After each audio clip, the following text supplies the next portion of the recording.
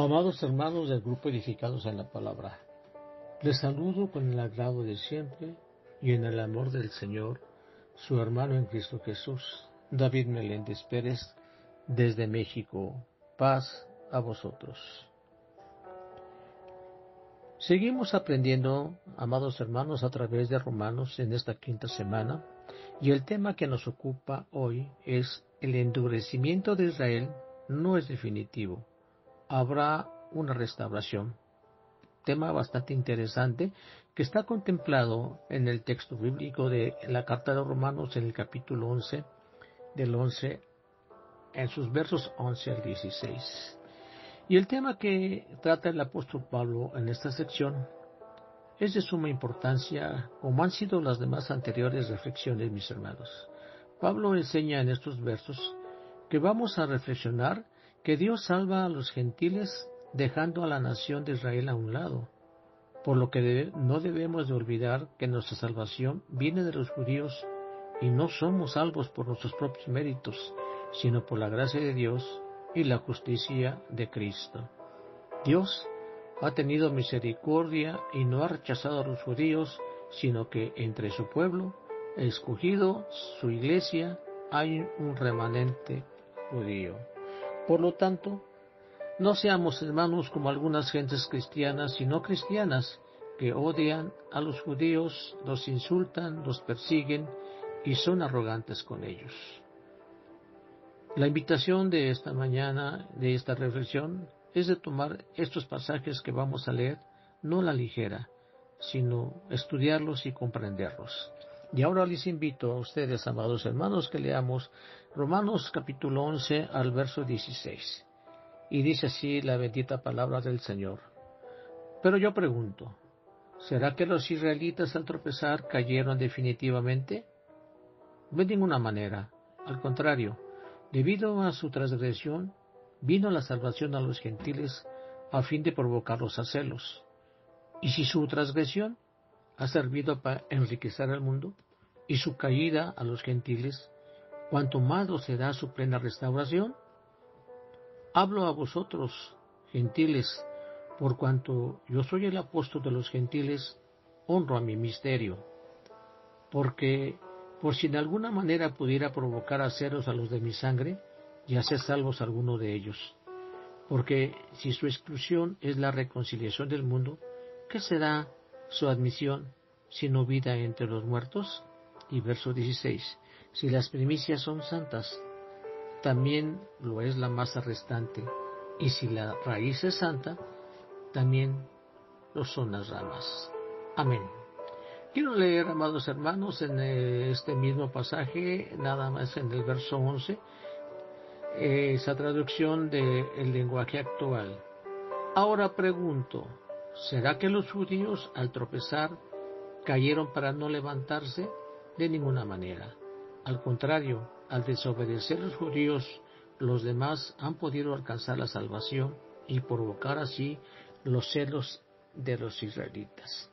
Quise leer esta versión porque las palabras tropezado y cayesen tienen un significado importante. No es lo mismo que tropezar y caer. Tropezar es poder perder el equilibrio, pero no caer. Pero si el que cae, a veces difícilmente se puede levantar. Israel había tropezado, pero ellos no caerían, en el sentido de no ser removidos del propósito y el plan de Dios. Así que tú puedes recuperarte del tropiezo, pero si caes, como lo dije, estás abajo.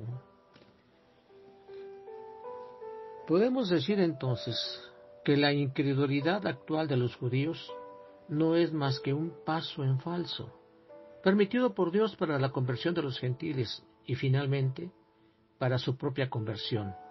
Pero mientras llega a su conversión, Dios les pondrá celosos de los gentiles. Hago mención que el apóstol Pablo comenzó este versículo 11, en su primer verso, con una pregunta insinuante, como la que escuchamos el día de ayer. Pablo preguntó, ¿ha desechado Dios a su pueblo? Y su respuesta fue, de ninguna manera, dijo. Entendemos entonces, hermanos, que el rechazo es solamente parcial y temporal. El rechazo de Israel no es un total ni tampoco definitivo. Y ahora la pregunta que el apóstol Pablo hace en este verso 11 es de esta manera. ¿Han tropezado para quedarse caídos sin esperanza de levantarse? Y la respuesta es tan categóricamente una negación enfática. Su caída de los judíos ha permitido a Dios, por medio de su gracia, abrir ampliamente las puertas de la salvación a los no judíos. Podríamos decir que Dios ha usado para bien el hecho de que Israel tropezara en Cristo Jesús. Los judíos actualmente están viendo la realidad de la salvación de los demás pueblos, recibiendo las bendiciones de Dios, que ellos creían que esas bendiciones podrían venir solamente sobre ellos. Por esa razón, no comprenden el interés del cristiano en los asuntos judíos. Eso que ven los judíos debía moverles a imitar a los gentiles, buscando esa salvación que en lugar de sentir celos. ¿Será acaso, amados hermanos, el cumplimiento de lo que encontramos en Deuteronomio capítulo 32, verso 21, que dice así? Ellos provocaron mis celos con los que no es Dios, me irritaron con sus ídolos. Yo también provocaré sus celos con un pueblo que no es pueblo, los irritaré con una nación insensata. El apóstol Pablo escribió también, pregunto, ¿no ha conocido esto Israel? Primeramente Moisés dice, yo os provocaré a celos con un pueblo que no es pueblo, con un pueblo insensato os provocaré a ira. Romanos 10:19. Y surge una pregunta aquí. ¿Acaso no sabía Israel, por sus propias escrituras, de la intención de Dios de incorporar a los gentiles? Por supuesto que sí, hermanos. En este versículo Dios amonesta a su antiguo pueblo porque cuanto ellos le habían provocado a celos con los que no eran dioses y le habían enojado con sus vanidades, él en pago les incitaría a celos favoreciendo a una nación que no es nación, provocándoles a ira al adoptar una nación falta de entendimiento. Israel, el pueblo escogido, el pueblo favorito de Dios, el cual entrañablemente amó Dios entre todas las naciones, se volvió insensible. Ya no puede oír ni sentir el llamado de Dios, como dicen los versos 8 de este capítulo. El pueblo escogido tiene el corazón de piedra. Nosotros, los gentiles, entramos por la puerta de la fe al arca de la salvación, por la confianza en el amor de Dios, pero llegará el día, hermanos, en que el amor de Dios actuará para convertir a ese corazón de piedra y se encontrarán incluidos los judíos y los gentiles. Hago un llamado a su conciencia, amado hermano. La relación con Dios es algo personal e individual, no como lo tomó Israel como nación, como un todo. Cada uno tiene que darle a Dios su corazón y rendirle su vida. Con el ejemplo de Israel, que tropezó, bien puede sucederle a usted, a mí o a cualquier persona, mis hermanos. Si persistimos en no hacer no hacer caso al llamado de Dios, acabará por hacernos insensibles también. Eso fue lo que le sucedió a Israel a través de los tiempos. Si perseguimos pecando y no obedeciendo a Dios, al final llegará de dejarse de percibir el terror del pecado y el atractivo de la bondad que es la gracia salvadora de Dios. Por lo cual, mis hermanos, no olvidemos que, por la gracia de Dios, nosotros, los creyentes en Cristo, entramos con los ojos de la fe a la gracia salvadora de Dios y con la confianza en el amor de Dios, pero llegará el día que nos encontraremos juntos, los judíos y los gentiles convertidos en un solo pueblo, por el amor de Dios. Pablo estaba convencido de que a fin de cuentas nada podía resistir el amor de Dios. Amén. En Romanos capítulo 11, pero versos 13 y 14, dice así: hablo a vosotros gentiles, por cuanto yo soy apóstol a los gentiles. Honro mi ministerio, por si alguna manera pudiera provocar a celo a los de mi sangre y haceros salvos a alguno de ellos. En estos versos, Pablo se dirige ahora a los gentiles, diciéndole que él es el apóstol de los gentiles, y sigue diciendo: honro mi ministerio. Podemos decir de esta manera, dándole la importancia a este servicio mío. Pero el apóstol Pablo no se puede olvidar de su propio pueblo y desea con todo su corazón y ora a Dios para que los de su propia raza sientan celo de los gentiles, para que así alguno de ellos alcancen la salvación, diciéndoles: me he hecho a los judíos como judío, para ganar a los judíos, a los que están sujetos a la ley, aunque yo no esté sujeto a la ley, como sujeto a la ley, para ganar a los que están sujetos a la ley. Esto lo dijo en la primera carta a los Corintios, capítulo 9, verso 20. Pablo fue empático con los judíos y los gentiles. Abro un paréntesis, hermanos. El ser empático, el ponerse en lugar de cualquier persona, no es sencillo. Se requiere de un gran esfuerzo por entender la mente y el corazón de los demás. Cierro el paréntesis, y eso fue lo que el apóstol Pablo hizo con sus hermanos judíos para que algunos alcanzaran la salvación. Eso es precisamente, mis hermanos, la tarea ministerial de la iglesia. ¿No se ha puesto a pensar usted, mi hermano, que Dios tiene un trabajo para usted? Que ocupe parte de su tiempo en enseñar la palabra, en predicarla, el dar testimonio de su fe en Cristo Jesús en obras personales. El ser empático es una manera de predicar el Evangelio de salvación, hermanos, motivando a las personas para ser traídas al Señor. Pero sea lo que sea que usted haga, experimentará una satisfacción de llevar a cabo con convicción una tarea que Dios le ha dado.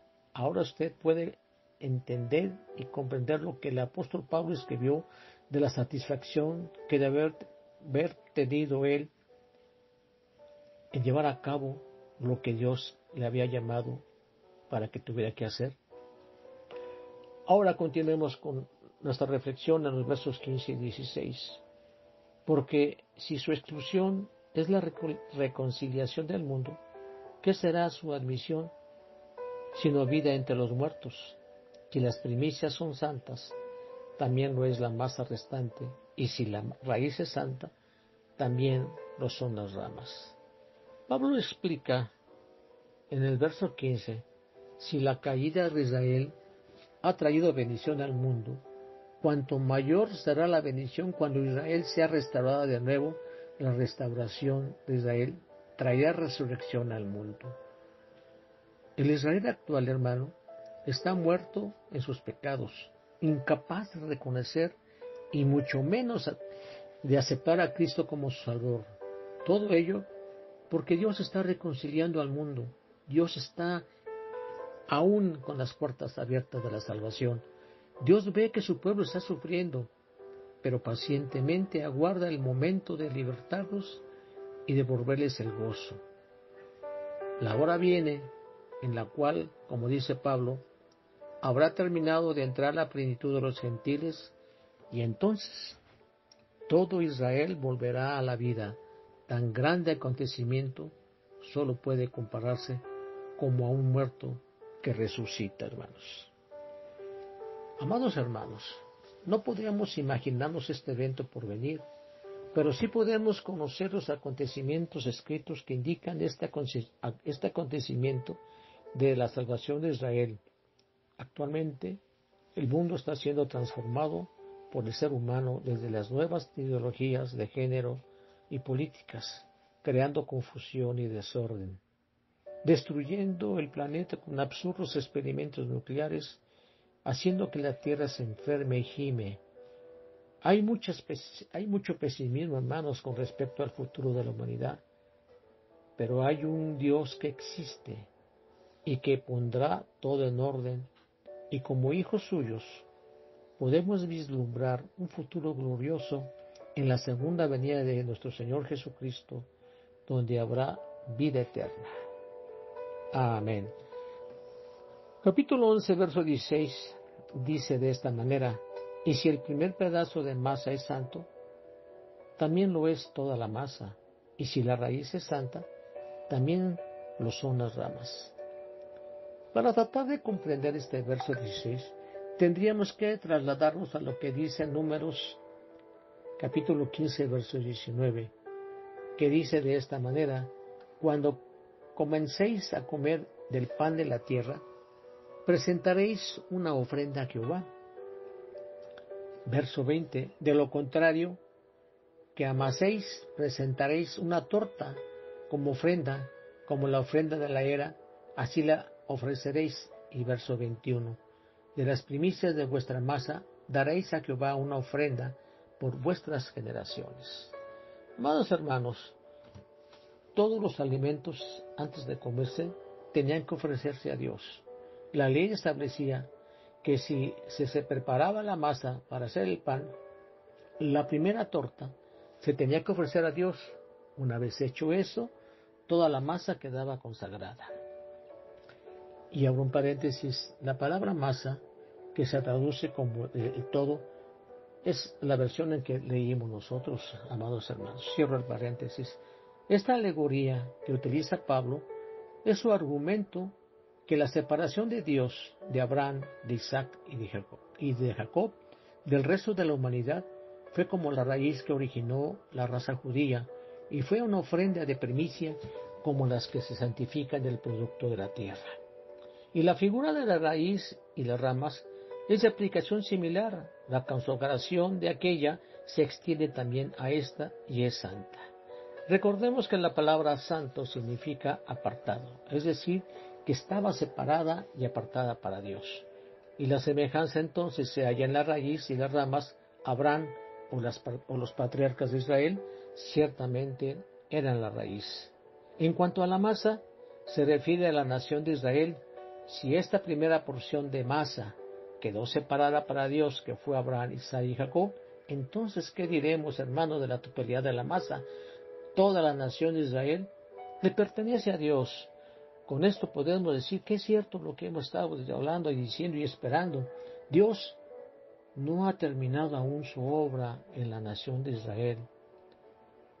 Así que, para terminar esta reflexión, deseo concluir con lo siguiente, mi hermano. El endurecimiento de Israel es solo parcial, convirtiendo con ello un favor divino hacia los gentiles, quedando las puertas abiertas del arca de la salvación para que puedan entrar y puedan aprovechar estas gracias salvadoras. Como está escrito en 1 de Pedro, capítulo 2, verso 10, ustedes en otro tiempo no eran pueblo, pero ahora son el pueblo de Dios. No habían recibido misericordia, pero ahora han recibido misericordia. Y estos que serían llamados el pueblo de Dios son los gentiles que antes de venir Cristo a la tierra no tenían parte ni suerte en la salvación divina, hermanos.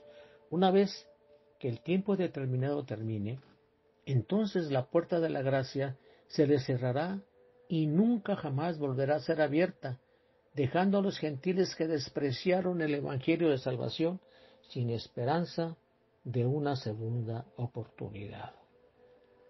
Amados hermanos, cuando venga nuestro Señor Jesucristo, será el despertar de Israel, será su restauración, la dureza de su corazón y su indiferencia hacia el Señor Jesucristo terminará.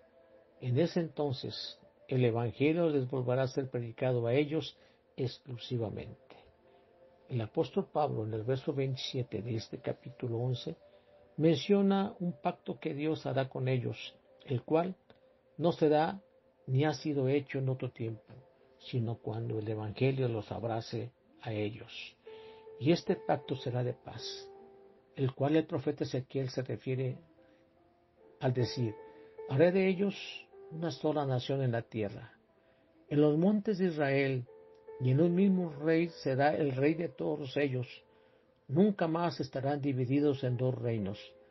No se contaminarán ya más con sus ídolos, con sus abominaciones y con todas sus rebeliones. Los salvaré de todas sus rebeliones con las cuales pecaron, y los purificaré. Ellos serán mi pueblo, y yo seré su Dios. Mi siervo David será rey sobre ellos, y todos ellos tendrán un solo pastor. Andarán en mis preceptos y guardarán mis estatutos y los pondrán por obra. Habitarán en la tierra que di a mi siervo Jacob, en la cual habitaron vuestros padres. En ella habitarán ellos, sus hijos y los hijos de sus hijos para siempre. Y mi siervo David los gobernará para siempre. Haré con ellos un pacto de paz, un pacto perpetuo será con ellos. Ezequiel 37, versos 22 al 26. ¿Por qué un pacto de paz, hermanos? Porque Dios ha estado enemistado con ellos a causa de las obediencias que repentinamente han mostrado a través de su historia y a través de ese tiempo que han pasado. Este pacto de paz no es otra cosa que una acción reconciliadora que Dios hará para favorecerlos. Israel es el pueblo de Dios y lo continuará siendo entre todos los pueblos que estén sobre la faz de la tierra. Dios no ha cambiado sus pensamientos, hermanos, como para desecharlos y abandonarlos. Al contrario, sus ojos siempre han estado sobre ellos. Como iglesia y como iglesia de Dios, amados hermanos, debemos alegrarnos y con una verdadera fuerza de ánimo proclamar haber entendido los propósitos del Evangelio.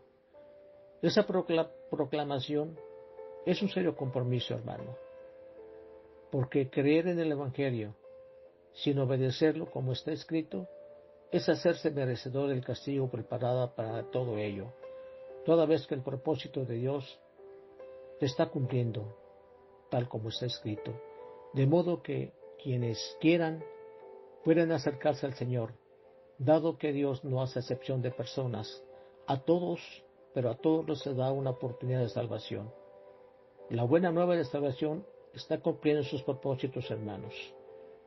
Está en usted la decisión de seguir creyendo en el Evangelio para vida eterna o rechazar la invitación a esa salvación que por gracia nos fue dada, hermanos.